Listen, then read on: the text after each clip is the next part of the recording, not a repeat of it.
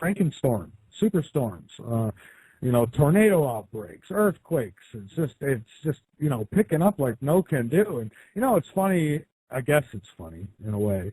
A couple of guests who I've had on this show, since the beginning, they've been regular guests.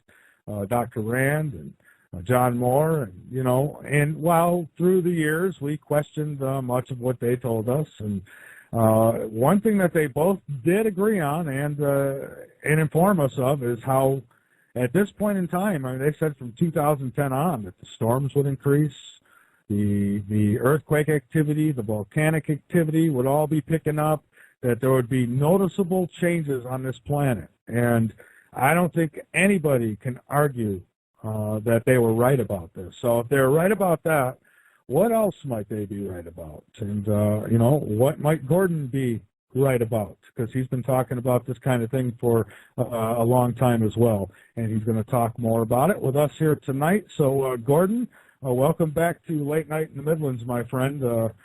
Frankenstorm. Yeah, what about pleasure to be here. And I'm still. Last night, I'm on a mountaintop in the middle of the Maine coast, so I'm safe from the water. But I did get hammered between 80 and 100-mile-an-hour gusts all night long. Right now, I have fog so thick you can't see your hand in front of your face, drizzle, and for a moment there, we had some sunlight and clouds, and you could see plainly they were rotating around the eye. I guess in west of Pittsburgh or someplace like that. Mm-hmm. So wow. It's been exciting. So what do you think we're looking at here? Are we looking at I hate to call them natural, but I'll use the word for lack of a better word to come up with. But are we looking at natural Earth changes? Are we going through a climate type change naturally, or is there something assisting this? Well, Planet X is between the Earth and the Sun, and that's causing all of this. But this particular storm was very interesting because I watch the Weather Channel a lot, and I follow the weather because in the winter I plow snow. So I've always been interested in the weather, and I've worked on commercial fishing boats, and you just get used to paying attention to the weather. And I think it was a couple of weeks ago I heard some scientists discussing how come I never had a tropical storm merged with a huge cold front coming from the west, and so then all of a sudden here we have that. So, but clearly, the jet stream was the major factor here, and the jet stream is in a wobble. So you've got the Great Atlantic Rift is a bar of metal going down the middle of the Atlantic Ocean, and Planet X is 30 million miles from the Earth with its north pole pointed at our equator. So as the Earth turns and the Atlantic Rift faces Planet X, which is in line with the Sun, and I sent you some pictures showing it at the 5 o'clock position below the Sun, and those are pictures I took recently. I mean, I just go out in the yard with a green number 12 welding filter or two R25 photographic filters that cost me like $3 each at the camera store. And I just shoot pictures of the Sun, and there's this glowing object below the Sun at the 5 o'clock position. So that's how close the thing is. So as the Earth turns and the Atlantic faces the Sun, it's facing Planet X. And Planet X pulls the Atlantic down towards it because it's below the Sun, it's below the ecliptic, just barely. And so it pulls the North Pole down, which the North Pole of the Earth and the North Pole of Planet X normally repel each other. So as soon as the Atlantic turns past facing the Sun, and the Sun sets on the west side of the Atlantic, like where I am in Maine, and it becomes dark, as soon as that happens, then the North Pole stops being pulled down and instead gets pushed away. So you get these giant loops in the Gulf Stream. And it happens the same pattern every day because every day, once a day, the Atlantic faces the Sun. So as that happens, it repeats. And so it forms a stable loop, which varies very little.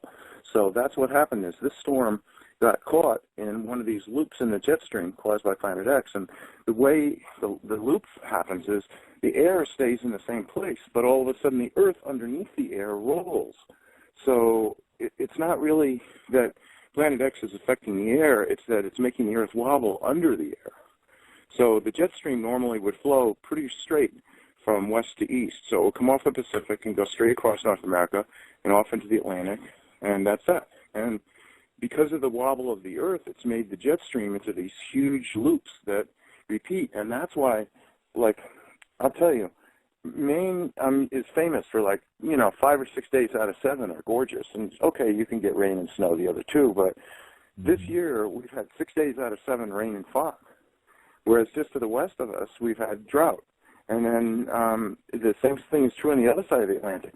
Western Europe has been soaked in rain, drowned in floods, fog, rain, and wind. And then just to the east of that, in Russia, they've had drought. And then all the way around the world, in China, they've had floods. So this is a pattern that, if it was just a random wobble, then who knows what you'd get. But the fact that it repeats every single day makes a pattern that makes a U-shaped loop in the jet stream, and that's what this storm got caught into. So it is, a Frankenstorm, a superstorm, a storm. I mean, where you are, I'm on the northern edge of it right now. I think you're still on the southern edge of it, aren't you, in South Carolina? Yeah, we've only, at least in my area, I'm in Columbia, South Carolina, we've only gotten winds up to 25, 30 mile an hour winds, so we escaped. Yeah. Yeah. So it's not you don't think it's HAARP then moving the jet stream as some have suggested? Oh, no. See, excuse me. No. For all the things that people want HAARP to do, they would have to cover the whole state of Alaska in nuclear reactors. I mean, it's just not possible. They can affect some weather and do different things, but there's no good reason to do this unless, and this seems the most unlikely of all, you're trying to tell everybody, move away from the coast and don't come back, which would make sense if you're a good person. But I doubt that the elite and the powerful have any desire to save anybody. So the idea that they would say, well, this is a warning, you should move away from the coast, this to me is more like a message from God. Gee, maybe the coast isn't a good place for you to be living. Yeah, quite possible. And I've seen the speculation that's been out there about this, and some say, oh, they steered it this way because they want to alter the elections or what have you. And I think that's going a little out of the way to alter an election, that they can do much easier ways to do it, don't you think? Oh, yeah, I'm sure that, they can dig up dirt on candidates. And with the way you can play with Photoshop and audio clips now, I mean, you could make up anything and who could disprove it, Yeah, that's true. That's true. So how frequent do you think these storms are going to become? And you're probably expecting much bigger than what we've even seen now in the future. Well, the thing is I'm expecting, forget the storms, the earthquakes, the volcanoes, and the destruction. But back last, it was almost a year ago, that metal boxes were discovered on the shore of Oregon coast. And this woman in San Diego, Alma Guthrie, who's telepathically in touch with the ETs, said those boxes were put there by ETs to create vibrations to smooth out the quakes until the public was informed. So that was really interesting, and I brought that up with Nancy Leader of Zeta Talk because she had said over and over there are no extraterrestrial devices on Earth. And as soon as I said that, the Zetas broke through in our conversation and used her voice to speak to me directly and said that what that woman, Alma Guthrie, said was true, and that's there are tens of thousands of these devices to ease up on the quakes until the public is informed. So the thing that I've gotten a lot of hell for recently, which isn't my fault at all, which is that I said Obama was going to announce pole shift before the elections. And, of course, most people say, well, I'll eat my hat if the president announces that. But I've got several reasons for saying that. First of all, the Zetas said that there's a 93% chance that he's going to do that. And that doesn't mean he is going to do it, but it means there's a very good chance that he's going to do it. But for me, personally, he can't not announce it. Because if I'm going out the door every day, every clear day, which isn't very often, but every clear day with a simple little digital camera and a green number 12 welding filter or 2 R25 camera filters, lens filters, red lens filters, and taking pictures of Planet X at the 5 o'clock position beneath the sun. If I'm doing that, and I'm not doing anything that a single one of your listeners couldn't do. And the thing is hundreds, if not thousands of people around the world are doing the same thing. So it's reached a point where if anyone can go take a picture of it, and the prophecy is that when it gets close enough to appear the same size as the full moon, and it separates from the sun so that everyone looks up and sees it clearly in the sky and goes, oh my God, what's that? At that point, you're about 49 days from pole shift. So if it's only 30 million miles from Earth now, and it's almost stopped, there's no danger that it's going to collide with the Earth. But as it gets closer and closer, it's going to be more and more obvious. So if you've been lying for 60 years, you, the government, known this was going to happen, and you did not say one word, and then all of a sudden the public looks up and sees this, I mean, isn't the normal reaction going to be, how in the hell could something that big come into our solar system and you wouldn't know about it? So therefore, that means that you've been lying to us all this time, which means, personally, I'm not going to believe another word you say. So if the government's to retain any credibility at all, because this is an inevitable thing, this isn't something you can debate, like theoretically Planet X is going to come into the solar system and theoretically someday somebody's going to be able to take a picture of it. It's been here since it came around behind the sun in 2003. NASA was taking pictures of it. So now regular people on Earth are taking pictures of it. So to say it isn't here, that argument's absolutely worthless. And then to say that it isn't going to do something is just not logical. I mean, the logic of it is things have never been stranger. You know, in our lifetimes, they've never been stranger in 3,657 years. So that's how often it comes back. So you could say that that's natural because there isn't anything you can do about it. You know, it comes back and it either causes a greater or lesser pole shift. The last pole shift, the pole moved from Greenland to the Arctic. And this one, it's going to move from the Arctic to Recife, Brazil, which is 92 degrees, which is pretty big. This is not a magnetic shift. This is an actual geographic pole shift because the core of the Earth, nothing changes that. And the North Pole of the Earth always points up because the North Pole of all the other planets in the solar system always points up. So what's going to happen is granite floats on magma. So this planet's going to come close enough to grab the crust magnetically by grabbing the Great Atlantic Rift. And it's going to stop the crust from turning with the core. So you're going to get what's called the prophecy of the 3 days of darkness. So when you get the 3 days of darkness, the crust is not going to be turning at all. And the water is going to start sloshing because people don't realize that as the Earth turns, all the water accumulates around the equator. So if you take a sailboat from the Arctic to the equator, you're thinking, well, that's the water level. It looks even to me, you know, but really, because the Earth spins 1,000 miles an hour at the equator, it's accumulating at the equator. So if Planet X grabs the crust, because the crust has a huge iron bar on it called the Great Atlantic Rift, if it grabs the crust and the crust stops turning, first of all, the noise of separating from the crust is going to be unbelievable. And the earthquakes are going to be in the 9 and the 10 range, and they're probably even going to be in a range that there isn't actually any good measurement. It's just going to be so big. And then the Earth is going to be still, and all the water is going to go from the equators back to the poles. So you're sitting there in the UK, or you're sitting there in Greenland or in Maine, and all of a sudden what looked like a normal high tide is going to be nothing because the water is going to come back 50, 100 feet higher than that because the water from the equator is going to try and head back for the poles.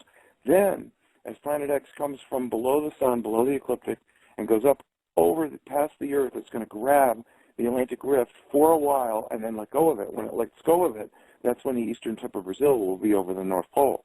And then all the water is going to go, first I said it's going to go from the equator to the old poles. Then it's going to go from the old poles to the new equator, and the new equator is going to go from Alaska through Hawaii to Antarctica.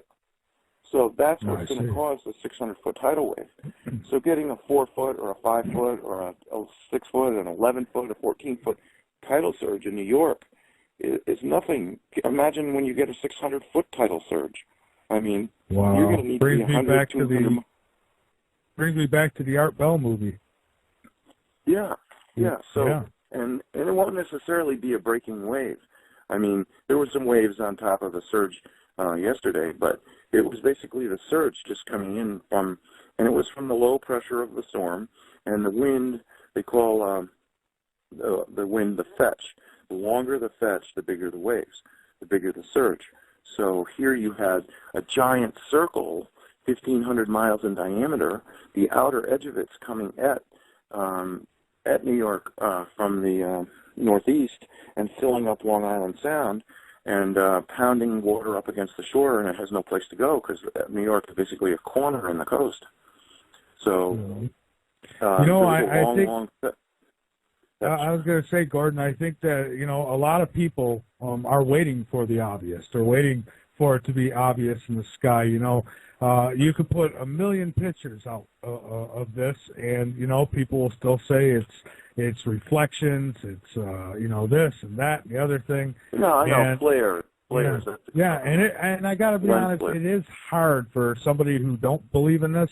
It's hard for them to accept that. And I think that's what they're waiting for. We're waiting to see it in the sky. Well, that's why I tell people, take your digital camera, go take a picture of the sun, and tell me that's normal, because it isn't. There's a huge bright area because Planet X has a tail of dust and rocks and moons 5 million miles long. So when you look at the sun, you can't see a disk anymore. What you see is this giant, oily cloud of dust around the sun. So the sun seems brighter. I mean, how many people say, well, the sun seems different, light seems different? The way you measure the color of light it's called color temperature. The color temperature of light has changed, and that's because the sunlight is filtering through this giant cloud of red oxide dust.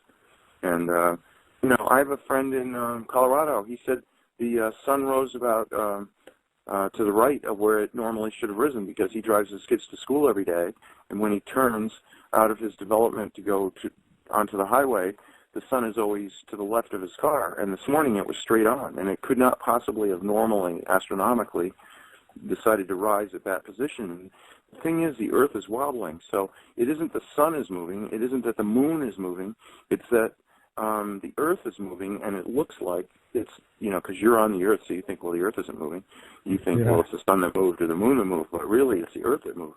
So we are in a giant Earth wobble, and I mean, look at that earthquake that was off Vancouver Island.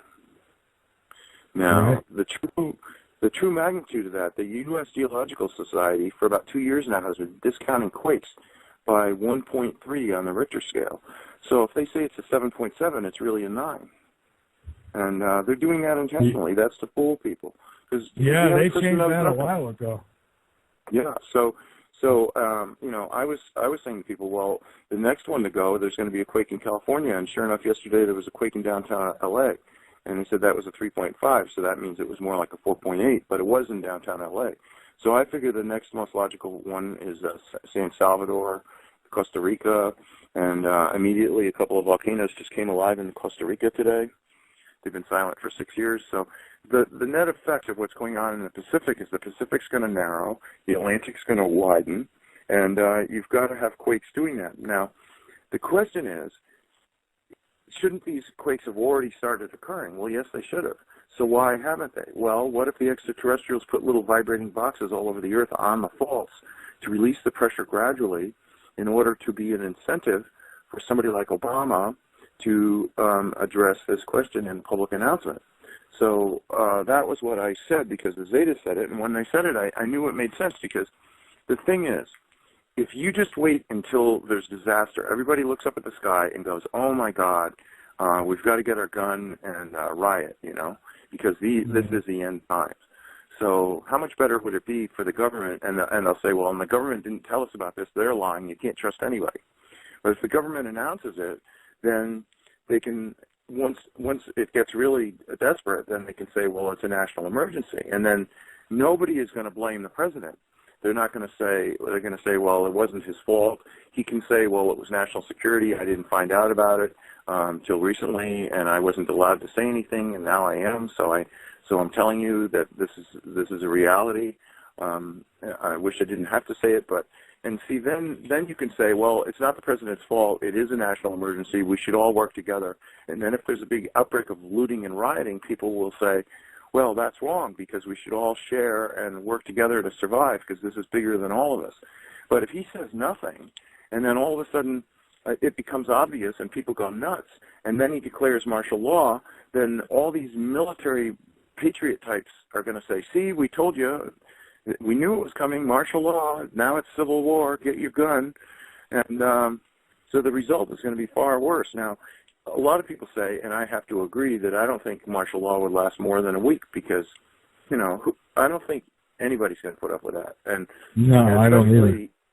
especially the Patriot movement, which I'm not a part of, but I get lots of emails from them, and I know what they're saying and what they're interested in, and they're all wondering, well, the military are being moved around, we've got foreign troops in the country, we're building these strange railroad cars that could shackle like people. They ordered 102,000 of them. What are they going to do with those? They've got FEMA camps. They've ordered all these coffins. I mean, there's a lot of evidence that the government's getting ready. And then you've got Social Security is going to arm themselves with hollow point bullets. I mean, come on. I thought these people were supposed to be handing out your own money. It's your money. You earned it. They're going to be armed with hollow point bullets. I mean, they're going to arm the NOAA people, the fishery people, with hollow point bullets. I mean, so there are lots of signs, and they're pieces in a giant puzzle. And when you put it together, it's like, oh yeah, something big is about to happen. And I'm trying to go on your show to tell everyone what it is. And I appreciate that, and I want to comment on a few of the things that you had mentioned. Now, I haven't noticed the sun out of place myself because, I sleep mornings, so, but I have noticed the moon out of place not long ago. I haven't really kept track as of late, but, one night I'd come out, it'd be in one spot. The next night I'd come out, and it'd be totally, way across the sky in another spot, and I'm thinking, how can that happen like that? It's so I've noticed some strange things, and I'll tell you a couple. I don't know, these could be cover stories that have been put out, but one story goes that there's supposed to be a supernova in a galaxy near us, and they say, well, if you see this bright object in the sky, don't panic. That's what it would be. You'd be seeing the light from this supernova, and I'm thinking, are they trying to prepare us for possibly seeing this thing in the sky? And another is this comet that's supposed to come by. It's supposed to be the brightest ever. And I just wonder if they're not preparing people for seeing this type of stuff in the sky. What they're doing is everybody, the Pentagon, the White House, Congress, all the leaders around the world have all been reading Zeta Talk. So they know that Zeta Talk and what Zeta Talk has said, which is that it's going to come around from behind the sun in 2003, and then it's going to stop moving. They just keep coming up with them. There's going to be an asteroid showers, or there's space junk, and that accounts for the rocks, which are actually rocks from the tail of Planet X. There's going to be comets, and God knows it isn't here yet. It's a comet. It's going to be way out. It's going to be obvious. Oh no, it's going to be a supernova. You'll notice it. Anything but go to Zeta Talk and learn that it's a human-inhabited, selfish planet, 29,000 miles in diameter, that's atmospheric, volcanic, and oceanic, and it's already here. And it comes every... Gordon. Let's take our break here. We're up with James Gianotto, and he's telling us that Planet X is real. It is out there. It is causing a lot of the problems that we're undergoing here on the planet as far as earthquakes and storm pickup and volcanic activity. And, I'll say it again. I've said it a million times. I remember reading a story back in '83. It was handed out by my science teacher in high school at John Marshall High School in Rochester, New York, and they handed it out. And I remember reading it, and it talked about Planet X. NASA said that they had discovered Planet X, but they made it seem like it was a planet that had life. And I don't remember the story. I was a kid. But I don't remember it word for word, but I do remember being excited about it. And then I never heard about it again, up until, I don't know, probably the mid-'90s.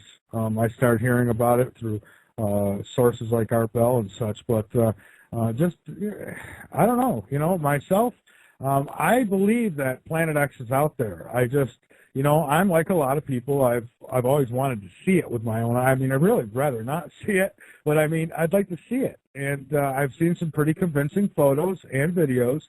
The problem is it's hard to determine who's trying to just get hits to their website and who is legitimate. And I believe Gordon. He's a guy who's been looking into this for some time. He doesn't put up, I don't believe he has his own website, and he's not selling anything.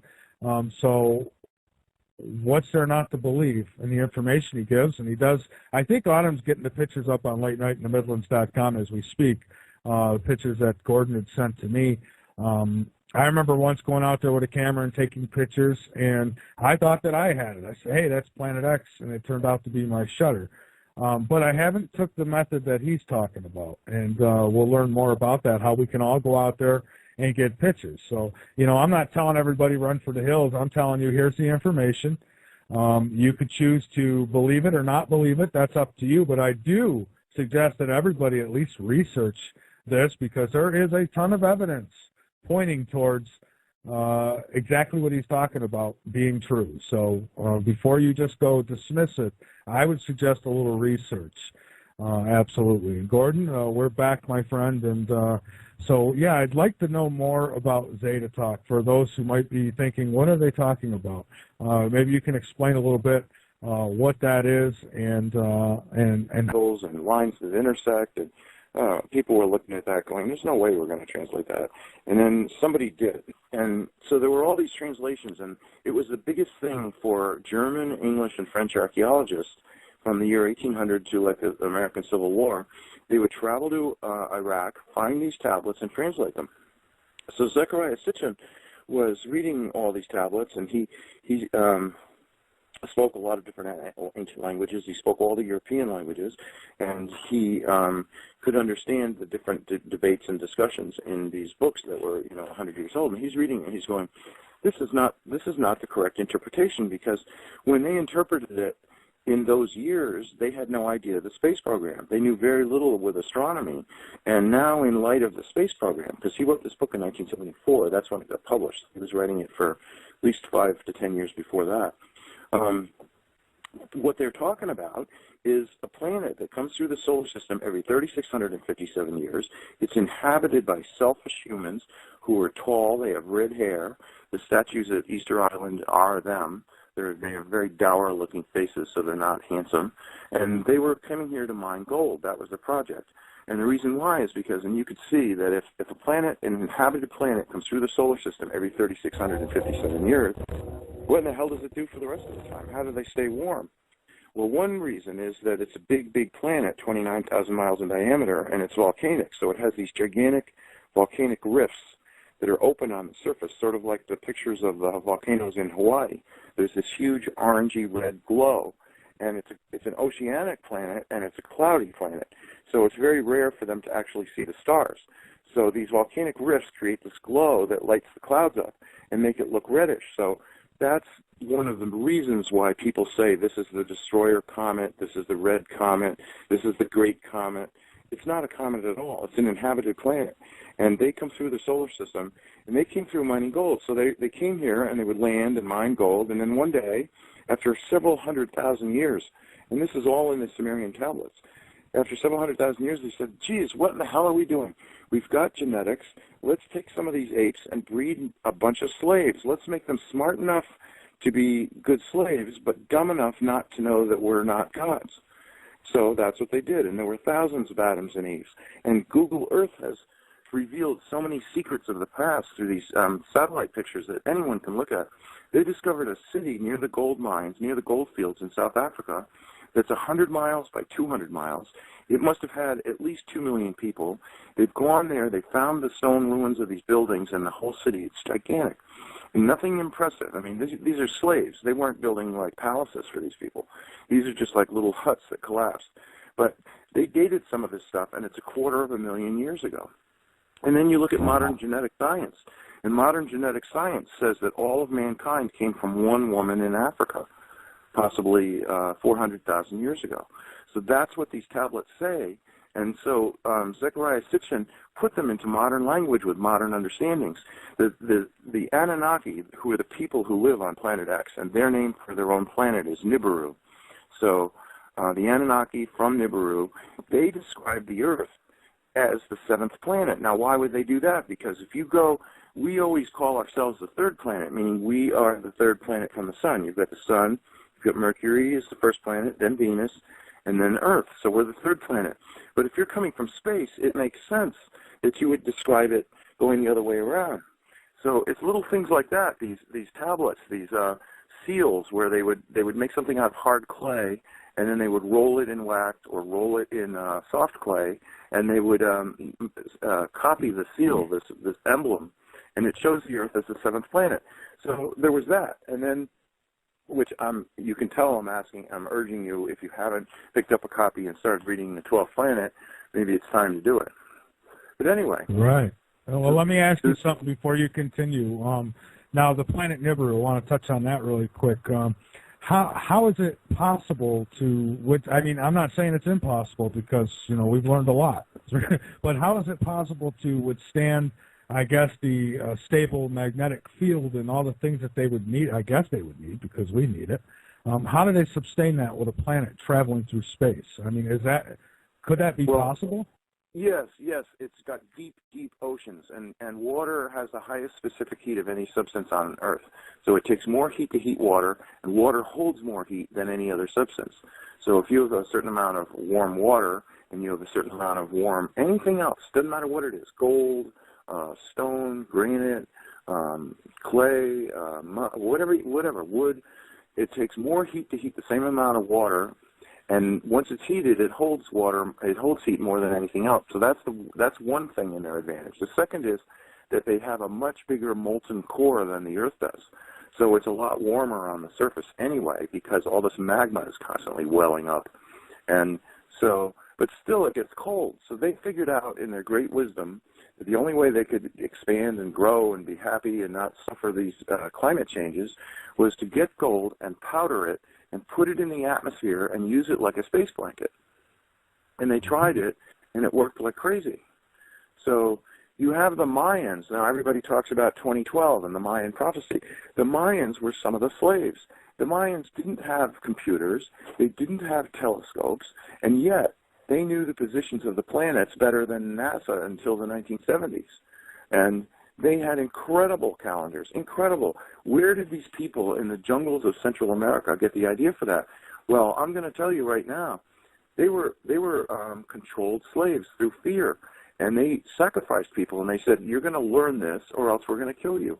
And it was only Jesus. When Jesus came, he was the first person to say you don't have to kill something to worship God, because the Anunnaki were pretending to be God. They had the spaceships, the lasers, the atom bombs, they had the rockets, they had guns, they had all this technology, they had writing, they had manufacture of clothing, they had everything that everyone would want. And so they said to everybody, look, we're God. You do what we say or else we'll kill you. So the Mayans were told, this is the calendar. You better memorize it because we are coming back. And when we come back, you damn well better have a lot of gold ready for us, or else we're going to start killing everybody again.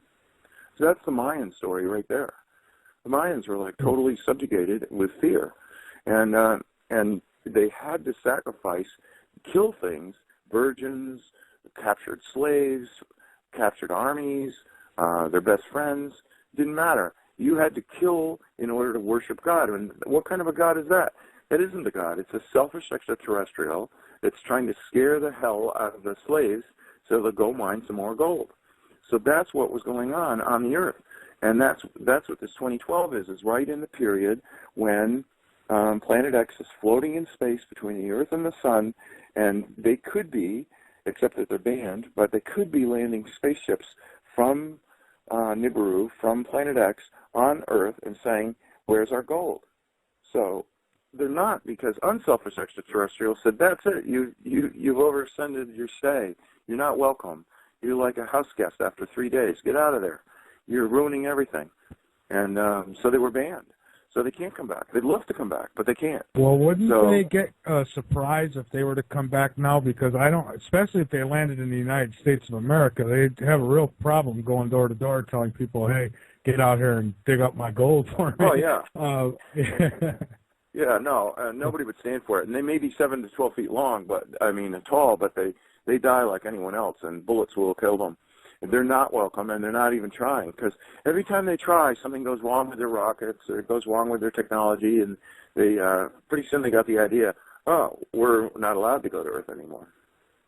So, do you think it's possible that the government knows about this, and maybe, I don't know, I go out on a limb, but maybe that's why gold prices have gone so high.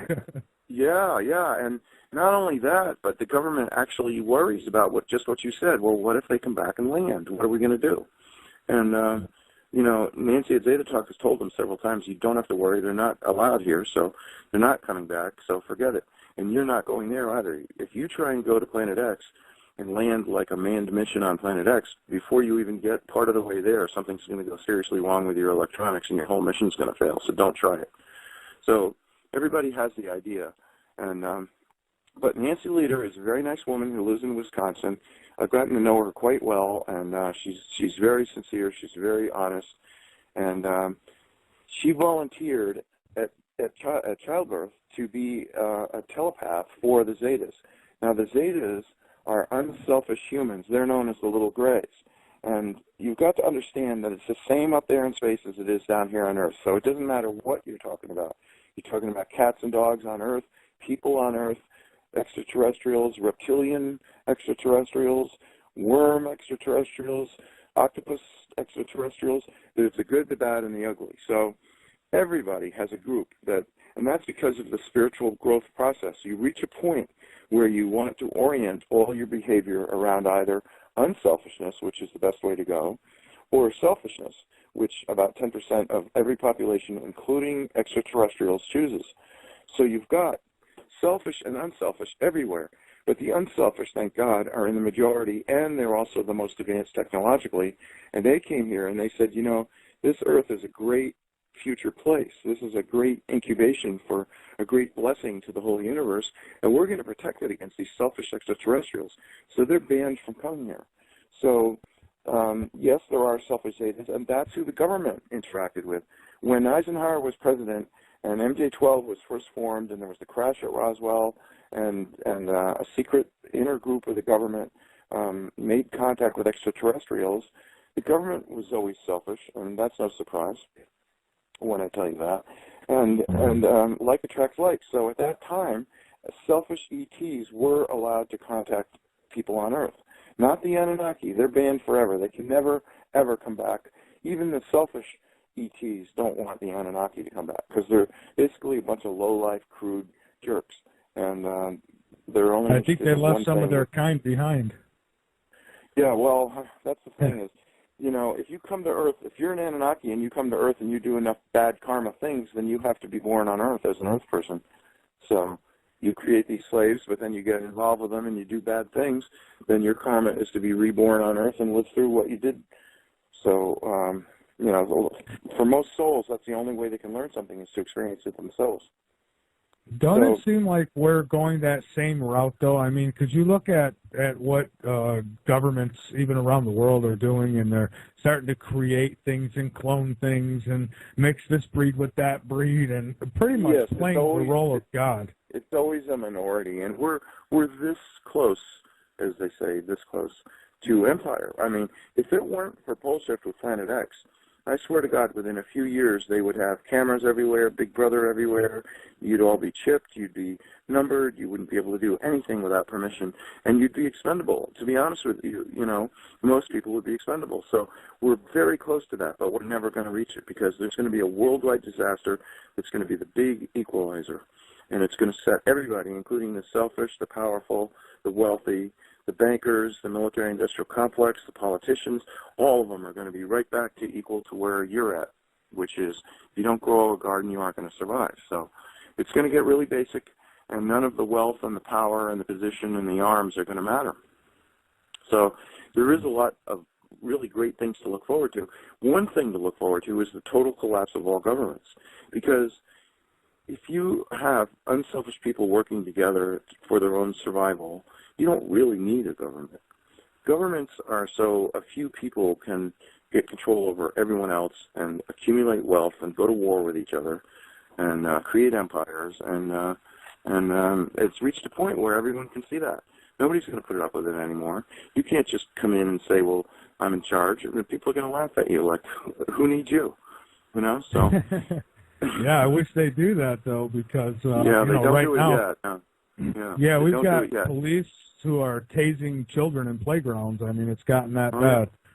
It's just crazy. Yeah, well, see, we've got all this technology, and the selfish are always looking out for people with no hearts, no empathy, And that's the kind of person that you need to get control of the whole planet. Is you need people that will do things like that, tase children, shoot young mothers. I mean, it really, they don't have a line. They don't, and it isn't, as a soul, they do have empathy, but they block it.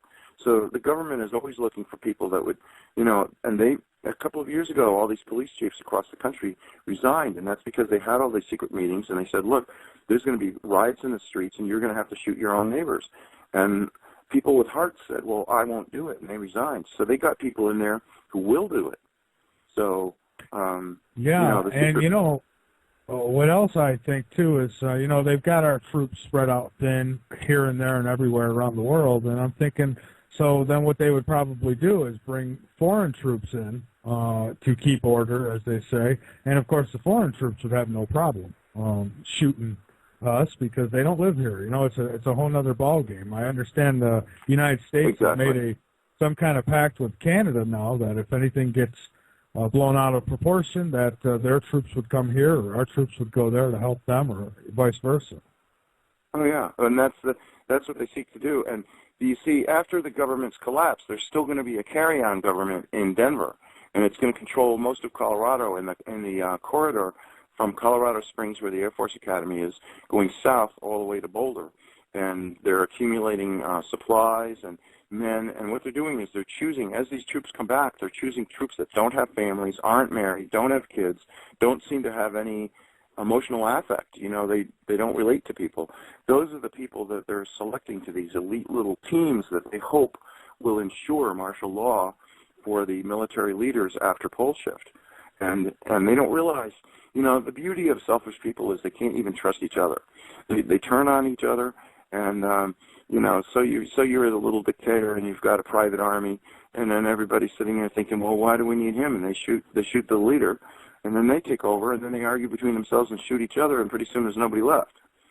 So I just seen a movie something like that. There was I believe a nuclear war, and these people were down in some basement shelter, and that's exactly what happened. It come down to a woman pretty much screwed everybody over. She was the last one standing, and when she come out in her little space suit, there was nothing left.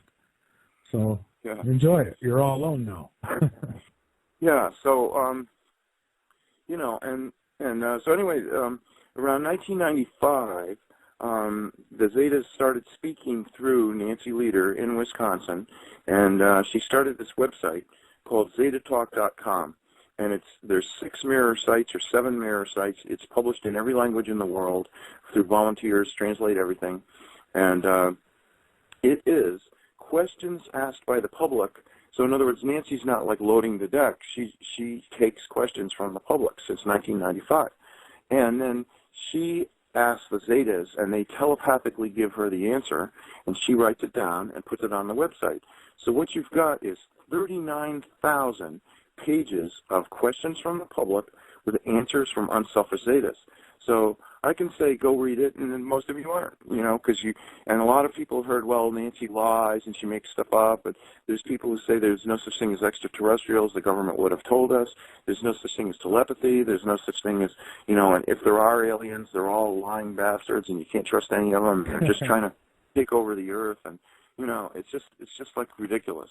So, but the point is, it is the single most amazing body of information since Edgar Cayce. Now, probably you're aware that Edgar Cayce did 14,000 life readings for people while in a trance. And every question he was asked and every answer he gave was written down, and it's all in a library in Virginia Beach, Virginia, called the Association for Research and Enlightenment, which is known as the ARE. And you can read these life readings. Well, Nancy's 39,000 pages surpass it by many, many times. And so then they started this separate website, poleshift.ning.com. Now, ning.com is a private business, and it allows you to start a membership club if you wish.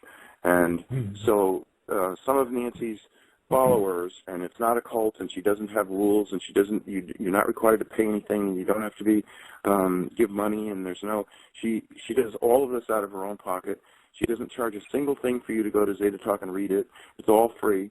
And The same with poleshift.ning.com. But these people in Europe started this website called poleshift.ning.com, and that is where you ask the questions that Nancy asked the Zetas. So after all these years, since 1995, 17 years, a lot of questions have been asked, and Nancy will review the questions, and she will not answer any question that's been asked before. And if you keep asking questions that have been asked before, she'll get really upset with you and not even listen to anything you say, because she feels that this is such an important issue that you should be able to do your own research. And there's a Google search engine on Zeta Talk, and any question you might have, you can do a Google search. I mean, it's so compelling that if you just start reading at page 1, paragraph 1, sentence 1, I don't know how you could ever put the book down, because it's just totally fascinating. It describes the history of Earth, the future, the meaning of things that are going on now, what can be done about it. And the Zetas are trying to warn people about pole shift and what they can do, because the government has known for 60 years and not told anyone. That's right. So, Gordon, we've got a short break.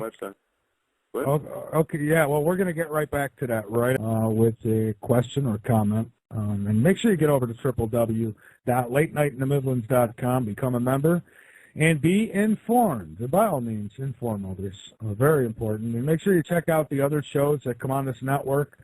Starts at 10 a.m. Here on the LNM Radio Network with Tough Reality.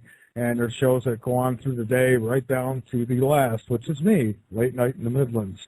And, yeah, you know, how many times have we heard, especially when I was on the other network, you know, oh, no, they're all fallen angels.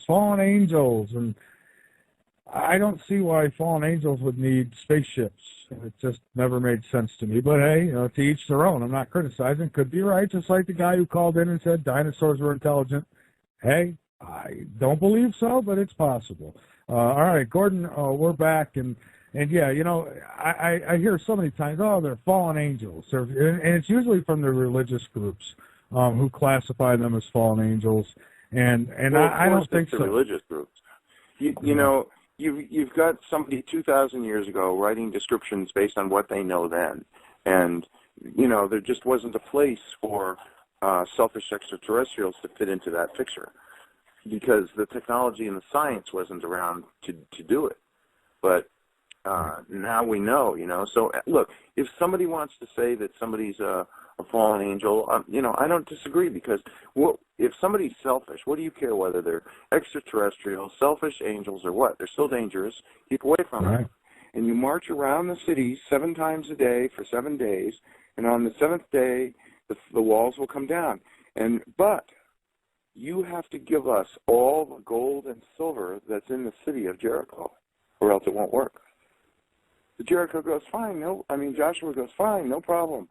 So he gets the instrument, and he does what he's told, and the walls come down. So what does he do? He goes in and he slays every man, woman, and child in Jericho. Not one single soul in this huge city, not one single soul survived. They were all put to death by the Jews. And what did they do? They stripped the whole city of gold and silver and gave it to the eternal host.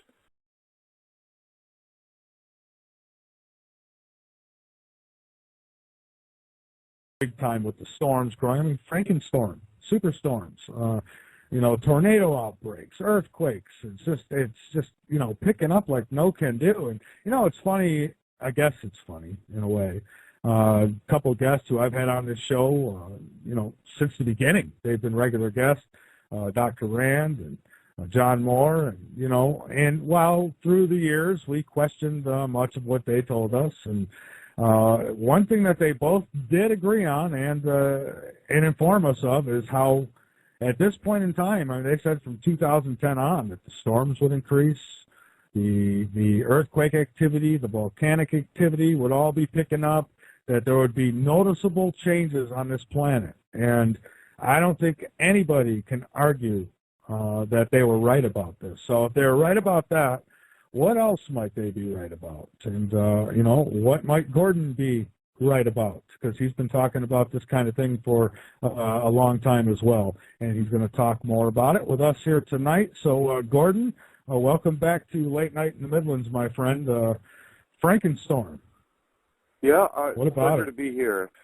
And you know, I'm still. Last night, I'm on a mountaintop in the middle of the Maine coast, so I'm safe from the water. But I did get hammered between 80 and 100-mile-an-hour gusts all night long. Right now, I have fog so thick you can't see your hand in front of your face, drizzle, and for a moment there, we had some sunlight and clouds, and you could see plainly they were rotating around the eye, I guess, in west of Pittsburgh or someplace like that. Mm-hmm. So it's been exciting. So what do you think we're looking at here? Are we looking at I hate to call them natural, but I'll use the word for lack of a better word to come up with. But are we looking at natural Earth changes? Are we going through a climate type change naturally, or is there something assisting this? Well, Planet X is between the Earth and the Sun, and that's causing all of this. But this particular storm was very interesting because I watch the Weather Channel a lot, and I follow the weather because in the winter I plow snow. So I've always been interested in the weather, and I've worked on commercial fishing boats, and you just get used to paying attention to the weather. And I think it was a couple of weeks ago I heard some scientists discussing how come I never had a tropical storm merge with a huge cold front coming from the west. And so then all of a sudden here we have that. So, but clearly the jet stream was the major factor here, and the jet stream is in a wobble. So you've got the Great Atlantic Rift is a bar of metal going down the middle of the Atlantic Ocean, and Planet X is 30 million miles from the Earth with its north pole pointed at our equator. So as the Earth turns and the Atlantic Rift faces Planet X, which is in line with the Sun, and I sent you some pictures showing it at the 5 o'clock position below the Sun. And those are pictures I took recently. I mean, I just go out in the yard with a green number 12 welding filter or 2 R25 photographic filters that cost me like $3 each at the camera store. And I just shoot pictures of the Sun, and there's this glowing object below the Sun at the 5 o'clock position. So that's how close the thing is. So as the Earth turns and the Atlantic faces the Sun, it's facing Planet X. And Planet X pulls the Atlantic down towards it because it's below the Sun, it's below the ecliptic, just barely. And so it pulls the North Pole down, which the North Pole of the Earth and the North Pole of Planet X normally repel each other. So as soon as the Atlantic turns past facing the Sun, and the Sun sets on the west side of the Atlantic, like where I am in Maine, and it becomes dark, as soon as that happens, then the North Pole stops being pulled down and instead gets pushed away. So you get these giant loops in the Gulf Stream. And it happens the same pattern every day because every day, once a day, the Atlantic faces the Sun. So as that happens, it repeats. And so it forms a stable loop, which varies very little. So that's what happened is this storm got caught in one of these loops in the jet stream caused by Planet X. And the way the loop happens is the air stays in the same place, but all of a sudden the Earth underneath the air rolls. So it's not really that Planet X is affecting the air, it's that it's making the Earth wobble under the air. So the jet stream normally would flow pretty straight from west to east. So it will come off the Pacific and go straight across North America and off into the Atlantic, and that's that. And because of the wobble of the Earth, it's made the jet stream into these huge loops that repeat. And that's why, like, I'll tell you, Maine is famous for, like, 5 or 6 days out of 7 are gorgeous. And, okay, you can get rain and snow the other 2, but this year we've had 6 days out of 7 rain and fog. Whereas just to the west of us, we've had drought. And then the same thing is true on the other side of the Atlantic. Western Europe has been soaked in rain, drowned in floods, fog, rain, and wind. And then just to the east of that, in Russia, they've had drought. And then all the way around the world, in China, they've had floods. So this is a pattern that, if it was just a random wobble, then who knows what you'd get. But the fact that it repeats every single day makes a pattern that makes a U-shaped loop in the jet stream. And that's what this storm got caught into. So it is, a Frankenstorm, a superstorm, a storm. I mean, where you are, I'm on the northern edge of it right now. I think you're still on the southern edge of it, aren't you, in South Carolina? Yeah, we've only, at least in my area, I'm in Columbia, South Carolina, we've only gotten winds up to 25, 30-mile-an-hour winds. So we escaped. Yeah. Yeah. Yeah.